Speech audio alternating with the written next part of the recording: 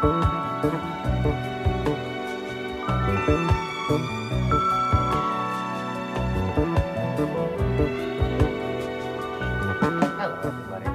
to Advanced Deconstruction of Classical Musical Theory.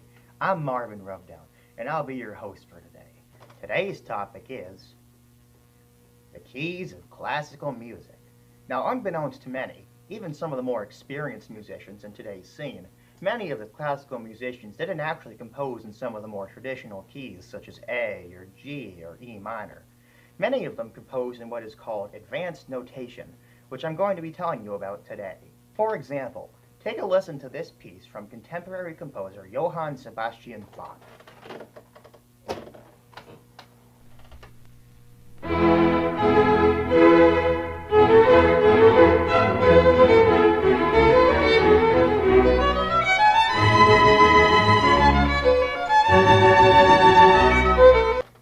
Many would have you believe that the song you just listened to was composed in E, but however, it was actually composed in E with an umlaut over it.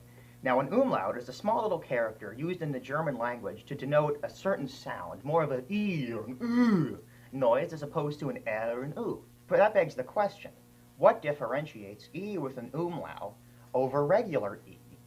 E with an umlaut has a very storied history in Germanic music.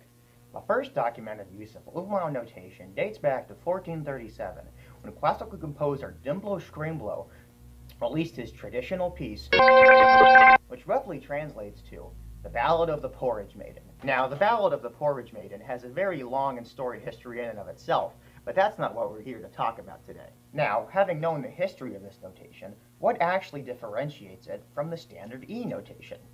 Now, the difference being, E with an umlaut has a much richer, a much more almost contemptuous sound, more indicative of the early Germanic era of classical composure, as opposed to regular E, which has a more Baroque tone, a more burlesque sound to it, more indicative of the later contemporaries of the musical genre.